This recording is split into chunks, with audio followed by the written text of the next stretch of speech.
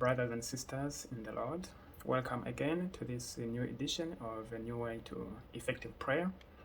Again, my name is Claude, and so today we are going to talk about how we can cure ourselves of diseases, of the things we call disease, and the capability that we have of curing, of healing ourselves of those problems. Last time we talked about we promised ourselves that we will go to the edition where we talk about an effective way of praying, a prayer that avoids negative concepts or negative way of praying, because we saw that we become what we think about all day long. Before we get there, I thought we might look at this new way of healing ourselves so that we can develop at least a little enthusiasm of what we're going to be doing in the near future.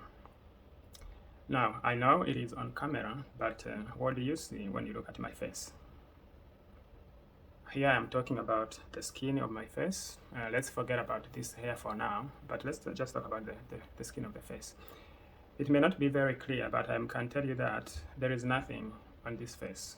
That is to say, I washed it with soap and water, and that's it.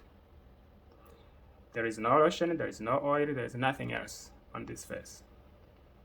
And that is to remind us, it may not be like something very impressive, something very big, but that is to remind us that the body or the skin, the system itself, has a way of taking care of itself, if only we don't interfere with it. In the skin, there are glands that produces oil to lubricate the body, the skin, whenever necessary. And the body is able to determine when that necessity is prevailing, and so it takes care of itself.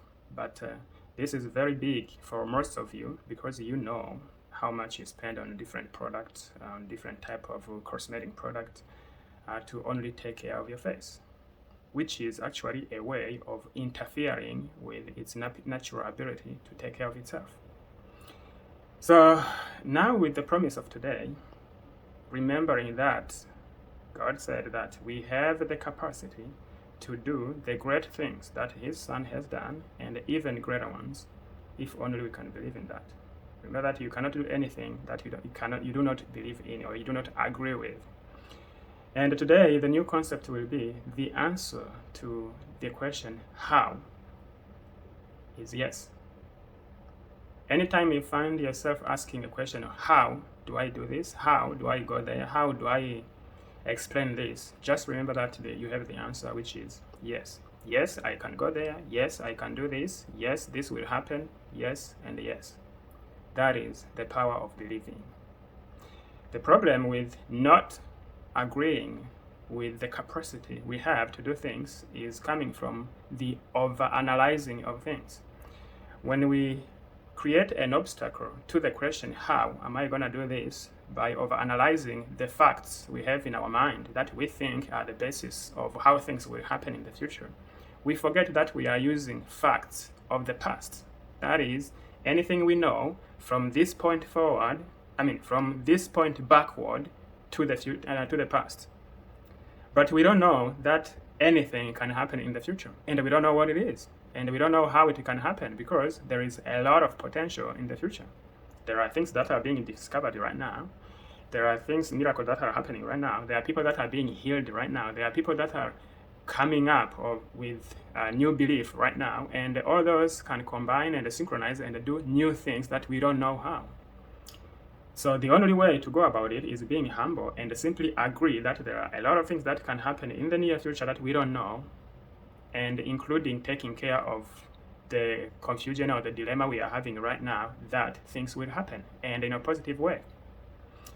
So the best way to go about it is simply to agree, to be humble and agree, and by saying yes, I believe that will happen. Now, healing yourself. That's the same. If you don't agree that you can heal yourself, you cannot heal yourself, and no one will be able to heal you, including a doctor. Because as we know, doctors don't heal us. Doctors help us heal ourselves. We all know that when we get to injury, wound, or diseases, the body is already taking care of the process even before thinking about going to a doctor. the capability for our body to heal ourselves is in us. We were born with it, and we can only have it even more if we don't interfere with it. And I'm sure all of you can agree that we, most of the time, are only interfering with the natural process of our body to take care of itself by putting in stuff that the body doesn't need in what we consume and eat, by thinking stuff that are not in harmony with the way of our creation. Like how many of us right now are thinking about love, are thinking about cooperation, are thinking about caring about others. We only think about those things when they are missing in our life. Like when someone isn't being cared, that's the only part we think about caring them. When we are not cared, when we are not caring of ourselves, or no one is caring of us, that's the only time we think about caring of us. But that shouldn't be any question. It should be like an ongoing process, something we do naturally. Now, an example of how we can heal ourselves. Let's say, for example, something called hypertension. Hypertension is a very big deal in most countries and in most people's life. Like it sounds like something very big to the point where it is classified as a chronic disease, like someone you don't expect you to get rid of. But if we can go into a little details about physiology of hypertension, what is it? Hypertension in anybody's body is only the force that the heart is exerting on the walls, on the vessels, to try it is trying to pump blood from the heart to where it is needed in the body. And the rate at which that happens, compared to the natural way it should be happening, if it goes beyond what is conceived as normal, that is what we call hypertension. Now, we need it, for example, to understand what the heart is doing when it is pumping blood. Is nothing more than channeling or sending energy to where it is needed in the body. Because we all know that the energy, or what we can call like the power in the battery of our body, comes from the air. And the air reaches the organs of our body through blood, which means blood is the vehicle that transports air to where it is needed to be converted into energy. Now, the most organ in our lives, or in our body, that needs more energy is the brain. Even if you are not doing anything else physical, the moment you are engaging into a lot of thinking, you are using a lot of energy. And just like a cell phone in your hand or a laptop, whenever you are operating a lot of programs on your computer, it will heat up. Whenever you are using a lot of program on your phone, including like something like GPS and playing games, the phone will heat up, which means it will consume a lot of power from the battery, and then hence a lot of power from the blood, or let's say from outside of our body, which needs to get into the body through the air, through the lung, and then from the lung it is picked up by the blood and pumped in different areas of the body by the heart, which is a muscle. Now, what does that has to do with hypertension? The more you keep thinking, the more energy you're gonna need. That is, the more harder and faster your heart is gonna need to pump. But as also know, if you're gonna be doing push-ups, you get to a point where you feel like you can't do anymore. Let's say that you are someone who is sedentary, that means who is not engaged in physical activities, and someone asks you right now to get up and do 10 push-ups on your arms. You're gonna do 5, and on the 6th, you get down and you feel like you can't pull yourself up. And if you're gonna continue to the 7th and the 8th and probably 10, your muscles can actually numb. That's what happens to the heart when it's not like the brain is telling it to stop. It's just that it is tired. It's pumping too much until it gets tired. Now, when does the heart need to rest? The heart only rests when the brain rests. You got that right. The heart can only rest when the brain rests. And that happens almost only when we are asleep. And when we are asleep, it doesn't mean that the brain has stopped working. It only reduced the amount of activities it is engaging in to the point where minimal pumping from the heart is sufficient because it doesn't need much energy. And the only way we can rest naturally is when we induce the rest for ourselves. Sitting down, watching TV, and lying down and listening to music and talking to other people while you are not doing anything activity, that is not resting when the heart is concerned. That is not resting when the heart is concerned. However, we can induce it consciently and willingly by shutting down the inner dialogues we are having in ourselves with the brain, or by reducing the amount of activities we are having in the brain. And that only happens in the process called meditation. Now, when we are blessed enough to get another time where we will talk about meditation, the act of meditating itself, which is also part of healing yourself, we will see how that works, the mechanics behind it. But for now, when you get to rest, when you are asleep, the heart also rests because it doesn't need to pump blood because there is no energy needed in the body. So when it rests, that's when it can recharge, it can heal, it can repair itself, just as we know that our body and the different organs, our body has their own schedule of repairing themselves or maintaining themselves or healing themselves. You've seen that obviously on the skin when you get a cut, even if you don't go to a doctor. For example, most of you here go to the doctor most of the time because it has been a familiar, traditional way of taking care of yourself because you have access to doctors. But there are many people in the world that don't have access to doctors, and they do get many different damages on their body which do heal without an intervention of a clinic.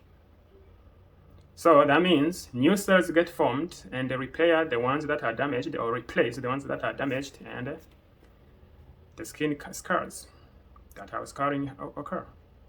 So for the heart, it needs that time, but it can only happen if we are at rest, and only that happens if the brain is at rest. So there are two ways. The problem with the hypertension is, one, engaging in too much activities, and when those activities are happening, and we are not able to shut down, that will constitute stress. When we are engaging in too much activities, too much thinking, too much worrying in the brain, that is what constitutes stress. The other way, that damages, of course, the circulatory system. The other way the circulatory system gets damaged is by the stuff we put into our body. Everything we put into our body has good stuff in them that goes in the body to repair it, to help it, and then waste. So if we input in the stuff that have in them most part waste, we are overloading our system to clean up itself. Just like a drain in your house or in any businesses, you've seen that when it is clogged, there are two ways to repair it. It's either physically or chemically. Physically, they invite a technician who brings in a coil and put it into the drain and try to scrub around of the walls of the pipe and then flush in like high pressure water. Chemically is putting in chemical substances that are going in to react with the stuff that are blocking the drain, and then dissolve them or cut them down, and so that way they will be able to move if we flush in water. That's the same thing we do in our system when we try to take care of hypertension. The physical way is the perfect way because it is a natural way of taking care of things. Any process that is natural, that was created to do just that, is proper. But of course, most of us don't like to engage in any activity. We like to be sedentary, or better say, lazy. For example, you can be surprised if it is the first time you heard of it for hypertension, that physical exercise is a proper care for hypertension. Most of the chemical you are given in the clinics, their role is to expand the vessels in your body, which is a process called vasodilation. And the physical exercise does just that, expanding the vessels by force. When you exercise, the heart pumps harder because it needs to transport air and energy to where it is needed in the organs of the body that are being active at that time. But also the muscles move, which by moving squeezes on the walls of the vessels, which is like a process of cleaning a pipe by force or by physical means. So if the vessels can handle the pressure they are put up by the heart because of the palpitation and the higher heartbeats and accelerated heartbeats because someone is exercising, that means it will even take care of that at ease when we are at rest. People get afraid that maybe if you go to exercise, your heart is going to stop. It doesn't, because there is a wheeling effect. Imagine, for example, if someone dropped a ball on your head when you are unaware. You are sitting somewhere, quietly doing your normal stuff, and all of a sudden you hear a ball on your head, pop! Even if it is of high pressure, you're going to feel a little damage. You're going to feel bad because your brain wasn't prepared for that. But you have seen in soccer how they hit the ball that is coming from hundreds of feet away, and with even a certain acceleration, and they hit it back. They are able to counter it and at ease. Even though the skull is hardened, it cannot concentrate. The willingness prepares it. It knows how much acceleration the ball is on, and it knows how much force it's going to have to use to encounter it. The system itself prepares itself. Therefore, by preparing to go to exercise, the body is already ready. It knows what it's going to do, and it knows how to accommodate that activity.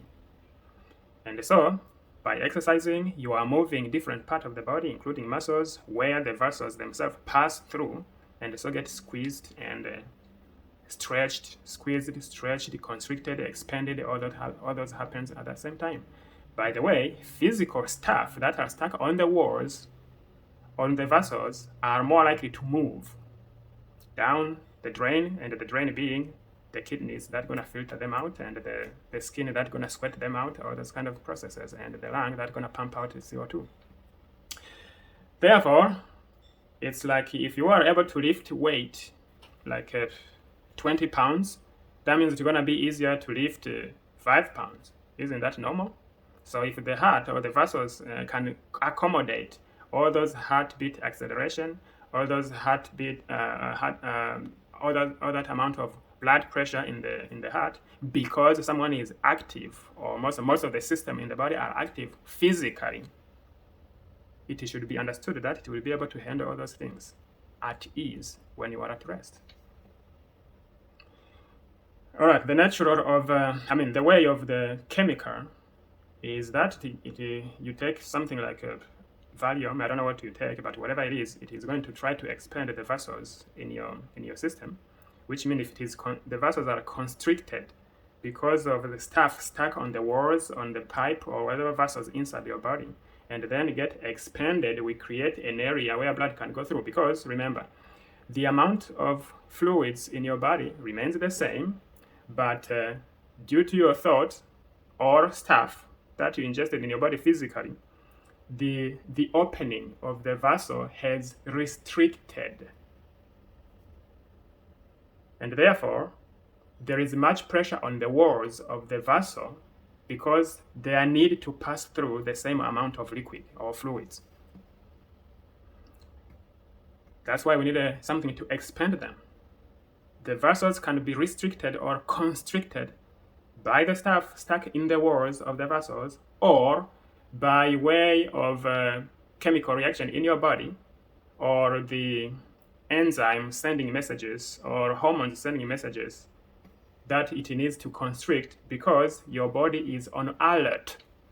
When we are stressed, it's like we are alerting the body that there is a threat around us, and so the vessels start constricting so that we can have enough fluid available to be sent to most vital organs of our body. That's how they reduce the opening. It's like reducing the resources when you are in an emergency situation so that you can take care of the emergency first, which is actually what the body does when someone is engaging in stressful thought. And the stressful thoughts themselves being like an alert that is sent into the body to tell the body that it is in danger. The problem with that is that we stay in danger mode for a very long time, and then the body uses up all the resources until there is no more, because whatever was considered as an emergency is sustained.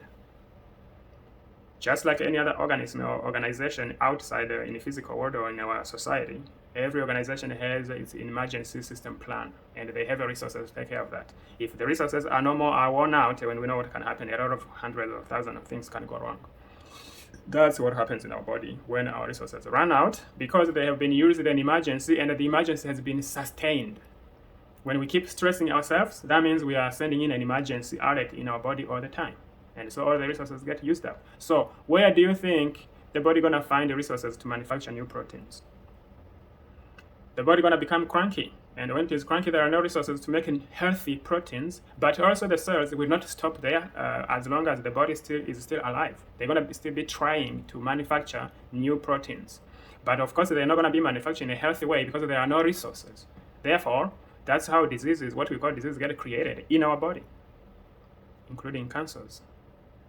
We don't have healthy proteins, so we keep manufacturing proteins to fix a different part of the system or our systems, but we are using partial or incorrect or none of the messenger proteins.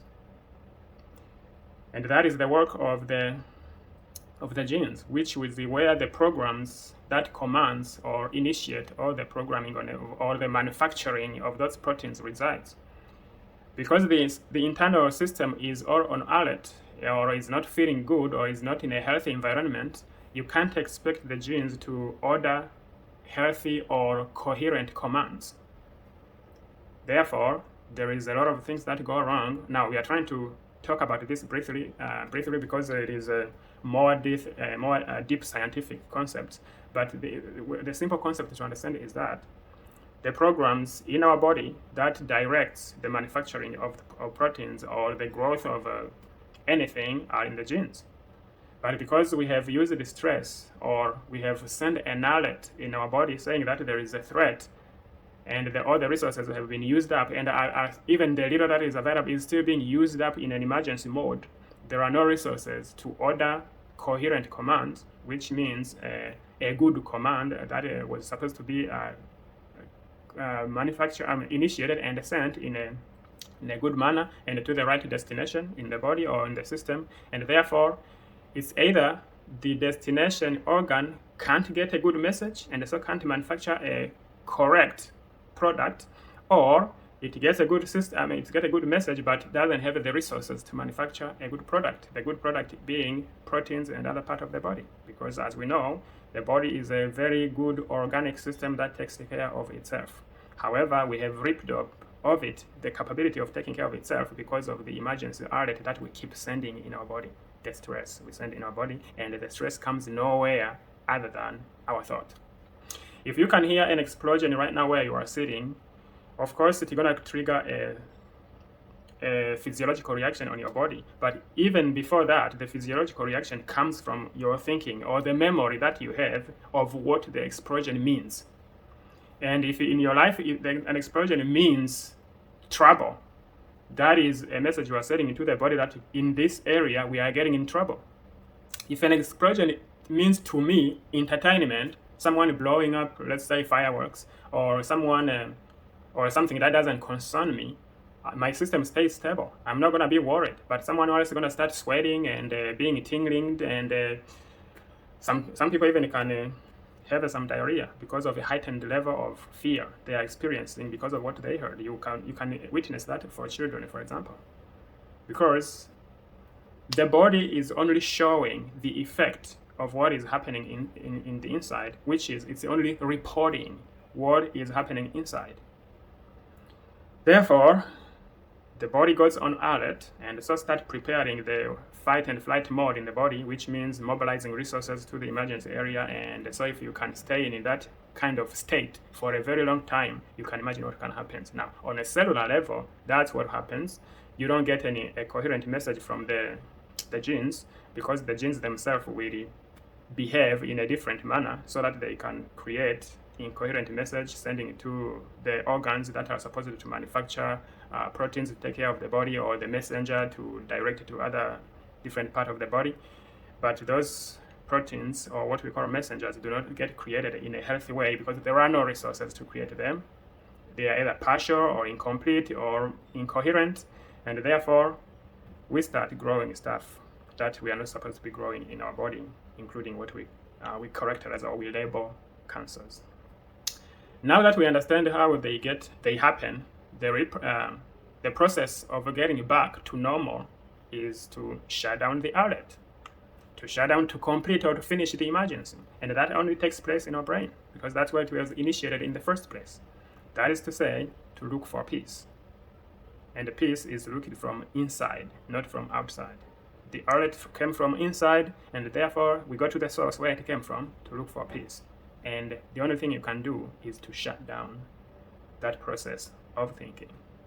We create things that do not exist. That's how anything gets created. But when we create bad things, they all, of course, affect us.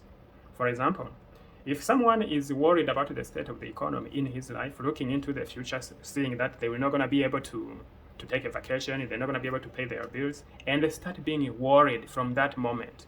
As you can see, there are a lot of things that are going to go wrong from that point forward. That is to say, they are not focused on looking for a job, they are focused on worrying about the future, which isn't here yet, right? You realize that the future you are worrying about isn't here yet, which means you are being worried about something that does not exist yet. That's how stress gets created. We are worried about things that we are thinking about, which means that we are trying to make available, but are not here yet. Now, we don't know, like we said, what will happen tomorrow or after tomorrow. We've seen a surprise like in the pandemic where the government steps in and help, but we didn't know about that. So imagine if only in 2 weeks you see a paycheck showing up in your mail and you were worried like almost every day of those 2 weeks. Couldn't it have been better if you waited in peace and see what happens? That's what surrendering means. Simply agree, answering to the yes of the question, how? How am I going to take care of all these finances? If you could only be able to say, yes, the finances will be taken care of. I don't know who will take care of them, but they will be taken care of. You get peace. You get quiet, and then you go back to your normal routine activities in that moment. But if you don't say yes, if you don't agree with yourself that there is something bigger than you that can take care of everything, then you're going to start worried of something that does not exist yet. That's the key word. You are being worried of something that does not exist yet, which means you are creating the worry because the worry isn't there yet. Okay, it's been too long now. So we've seen that we can take care of a big problem like hypertension, which is understood by many to be like a chronic condition that doesn't go away. But of course, most of us don't want to take action. We want someone else to help us or to do it for us. Like when we go to a doctor to look for medication, we want the doctor to do it for us. We don't want to, even if he would recommend physical exercise, I am sure 1 in 100 will be able to do that. And so we get those problems. But here we are creating the awareness that it is possible to take care of it, especially if you surrender and agree with yourself that you're going to be able to do it. By surrendering, you initiate energy that can help you do even those physical exercises or look for resources that are going to help you know how to do it. And we've seen how cancers are created, even though we touched on it briefly, but that's the way problems and the deep problems our body gets created. It's only by sending an incoherent message into the system, or by creating alerts into the system and keep it sustained where the body has to respond as if it is responding to an emergency, and therefore the emergency gets sustained and there are no more resources to take care of it, and so the body runs out of resources and its normal routine activities aren't being taken care as they should, and so many things go wrong. We can talk like a whole day talking about what many things can go wrong, but there, as you can see, if you get into that question critically, you can see there is a lot of things that can go wrong. And so that's how what we call diseases get created in our own body, which means we create the thing we call diseases. And unless it is like an infection, which is a microbe entering your body from outside, most of other diseases, like when we touched on hypertension, it goes along with the heart, If the vessels aren't working fine, that means they're going to be an overload work on the heart, and so the heart also gets problems. So most of them gets created in that way, or other body gets malfunctioning in that way because the body isn't running in a normal way, which means we are interfering with it. Not only are we not taking care of it by doing the regular maintenance we are supposed to be doing, but we are also still interfering even with the little it is trying to do for itself. And therefore, just like cancers, most of other stuff gets created in that way, and therefore the simple bacteria we live with, because as you know, there are a lot of different bacteria that lives on our body in a symbiosis manner. They can, whenever they have something called like overgrowth, because of a homeostasis that is changing where they live, which is an imbalance that is created where they live, they can also attack us, maybe overpower the immune system that we have there, and or because we don't have a peace in our own system, and many more. But what you can do here from this point forward to take care of them is probably will be a talk of the next session. We can see how we can combine the healing power that we already have and the one we can create in our environment to take care of those things, so that we can have a calm internal system which gives the body the capability or the freedom to take care of itself, and also how we can actually, instead of interfering with it, help it take care of itself. We will also get to the part where we can see how we avoid negativity in our prayer by focusing on what is positive, because remember, the mind controls the body, and also the mind is our own creation. Just like we saw that we can create things that do not exist and cause trouble of ourselves, we can create other things that we need them to exist so they can take care of us. From this point forward, we're going to do a little prayer and then conclude this session of today. Thank you for being with us. You can let us know if this is touching your life, or you can ask questions, and if I don't have the answer, I will be with you to look for it, because remember, the answer to the question how is yes. So God, thank you for welcoming us to this program today. We know we have the power that you gave us. We know you are always with us, and we are not going to be worried anymore that we are able to do anything that we put our mind on, because you are always with us. We have the healing power, and we agree that we can use it to heal ourselves rather than destroy ourselves. And we know that we can use this power to heal ourselves and heal others. You can only know the Father by being like He is, and therefore we want to be like you. You are love, you are kind, and you are creative, and therefore we are promising ourselves to be loving, to be creative, and to have joy, and so being able to share it with others, because we can only give away what we have inside. With that in mind, we know, and by your words and by your name, we know that all the power that you have given us, or that you have, is in us, because we are in your image, and therefore we say this to ourselves, knowing that it is the truth, and that we can happen only if we can come to agree with them. At this moment, this time forward, we are agreeing. We are saying yes to that you will be able to be with us, and we will be able to reach you if we can only keep tuning in your direction. By the power vested in me, with your presence in my life, and with your powerful word, and with your powerful name, I say amen to this. Thank you, Lord.